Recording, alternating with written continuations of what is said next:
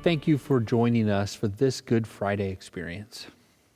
Our worship today is a series of readings, music, and artwork designed to help us explore the story of Jesus' crucifixion. The artwork comes from Scott Erickson, who's working out of Austin, Texas. Scott has some beautiful pieces that parallel today's scripture lessons. These are among the most difficult stories we have in the New Testament. It can be an easy thing to celebrate Easter.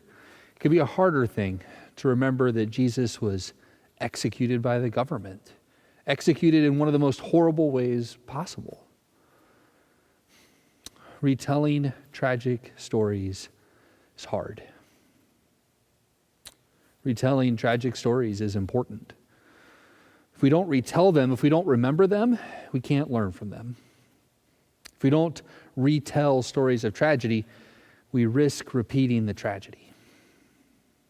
And perhaps there is new or unique significance to be found in Easter if when we arrive at the empty tomb, we have first remembered the cross. May God bless you and keep you on this Good Friday. Now hear Luke's account of Jesus praying on the Mount of Olives. Jesus came out and went, as was his custom, to the Mount of Olives, and the disciples followed him. When he reached the place, he said to them, "Pray that you may not come into the time of trial." And then he withdrew from them about a stone's throw, knelt down and prayed, "Father, if you are willing, remove this cup from me. Yet not my will, but yours be done." Then an angel from heaven appeared to him and gave him strength. In his anguish he prayed more earnestly, and his sweat became like great drops of blood falling down on the ground. When he got up from prayer, he came to the disciples and found them sleeping because of grief. And he said to them, "Why are you sleeping? Get up and pray that you may not come into the time of trial."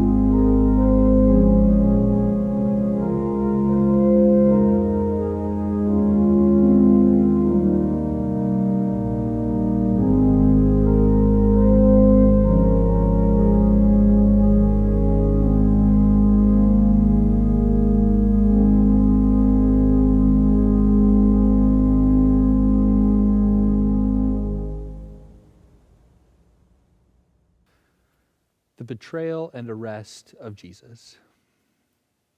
While Jesus was still speaking, Judas, one of the 12, arrived, and with him was a large crowd with swords and clubs from the chief priests and the elders of the people.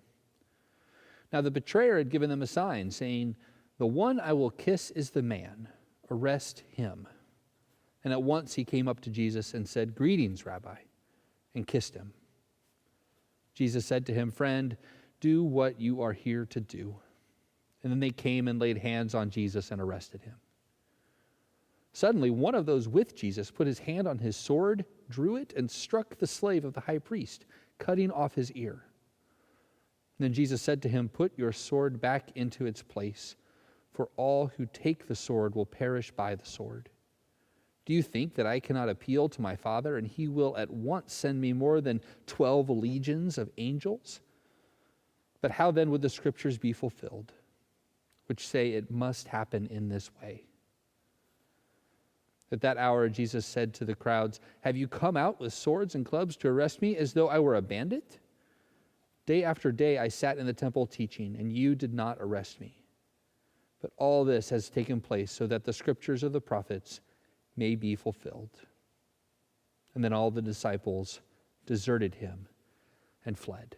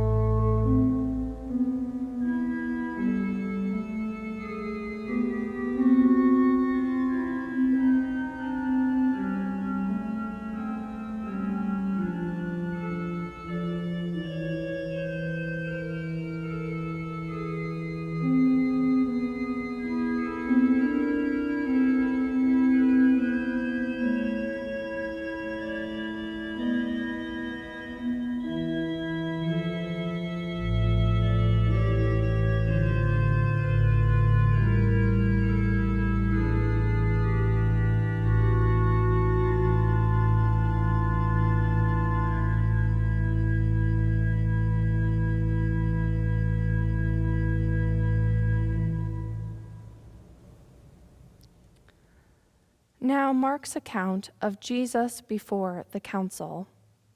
They took Jesus to the high priest, and all the chief priests, the elders, and the scribes were assembled. Peter had followed him at a distance, right into the courtyard of the high priest, and he was sitting with the guards, warming himself by the fire.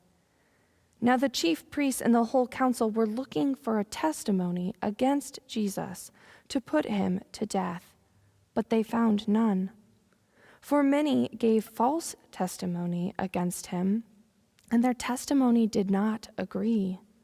Some stood up and gave false testimony against him, saying, "We heard him, I will destroy this temple that is made with hands, and in the 3 days I will build another not made with hands." But even on this point, their testimony did not agree. Then the high priest stood before them and asked Jesus, "Have you no answer? What is it then they testify against you?" But he was silent and did not answer. Again, the high priest asked him, "Are you the Messiah, the Son of the Blessed One?" Jesus said, "I am, and you will see the Son of Man seated at the right hand of the power and coming with the clouds of heaven."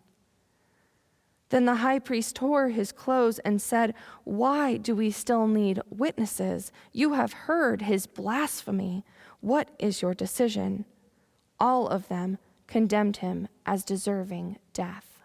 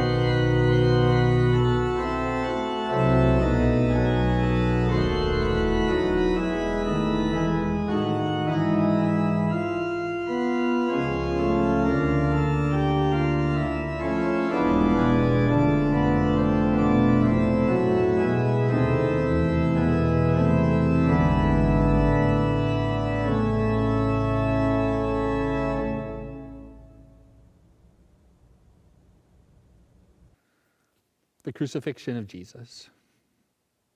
As they led him away, they seized a man, Simon of Cyrene, who was coming from the country, and they laid the cross on him and made him carry it behind Jesus. A great number of the people followed him, and among them were women who were beating their breasts and wailing for him. But Jesus turned to them and said, "Daughters of Jerusalem, do not weep for me, but weep for yourselves and for your children.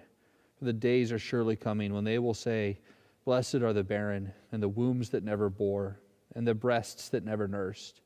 And then they will begin to say to the mountains, 'Fall on us,' and to the hills, 'Cover us.' For if they do this when the wood is green, what will happen when it is dry?"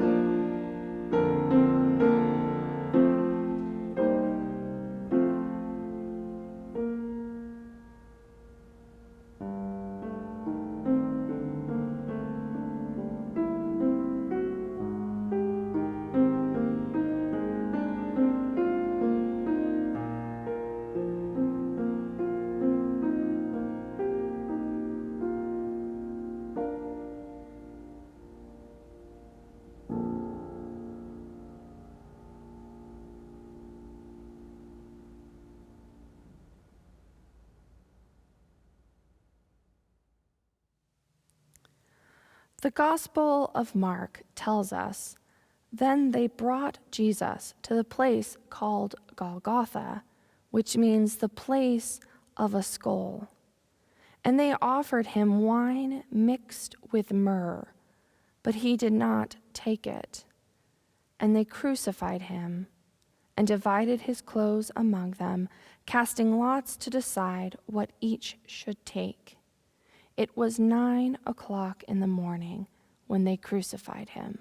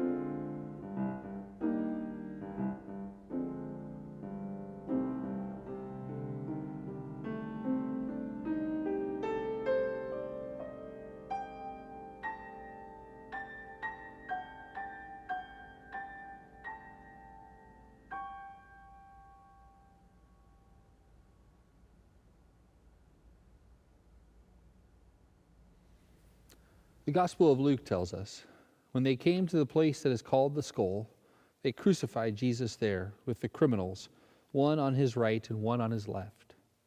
Then Jesus said, "Father, forgive them, for they do not know what they are doing." And they cast lots to divide his clothing. The people stood by watching. But the leaders scoffed at him, saying, "He saved others, let him save himself, if he's the Messiah of God, the chosen one."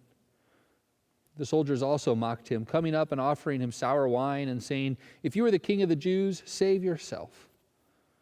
And there was an inscription over him, "This is the King of the Jews." One of the criminals who were hanging there kept deriding him and saying, "Are you not the Messiah? Save yourself and us." But the other rebuked him, saying, "Do you not fear God, since you are under the same sentence of condemnation, and we indeed have been condemned justly, for we are getting what we deserve for our deeds. But this man has done nothing wrong." And then he said, "Jesus, remember me when you come into your kingdom." And Jesus replied, "Truly I tell you, today you will be with me in paradise."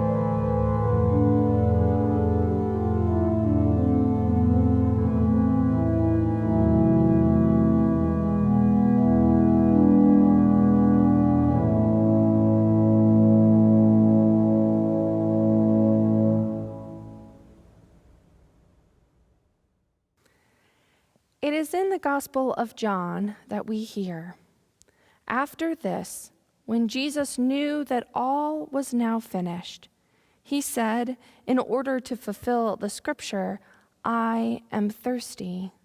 A jar full of sour wine was standing there, so they put a sponge full of the wine on a branch of hyssop and held it to his mouth. When Jesus had received the wine, he said, 'It is finished.' Then he bowed his head and gave up his spirit." Since it was the day of preparation, the Jews did not want the bodies left on the cross during the Sabbath, especially because that Sabbath was the day of great solemnity. So they asked Pilate to have the legs of the crucified men broken and the bodies removed. Then the soldiers came and broke the legs of the first and of the other who had been crucified with him. But when they came to Jesus and saw that he was already dead, they did not break his legs. Instead, one of the soldiers pierced his side with a spear, and at once blood and water came out. These things occurred so that the scriptures may be fulfilled. None of his bones shall be broken. And again, another passage of scripture says, they will look upon the one whom they have pierced.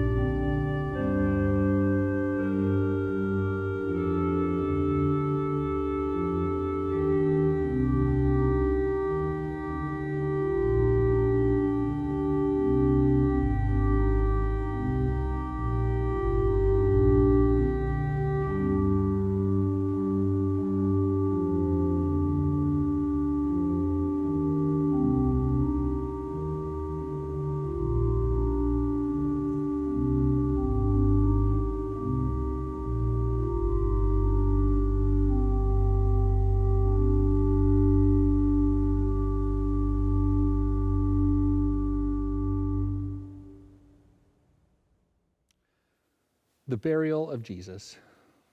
After these things, Joseph of Arimathea, who was a disciple of Jesus, though a secret one because of his fear for the Jews, asked Pilate to let him take away the body of Jesus.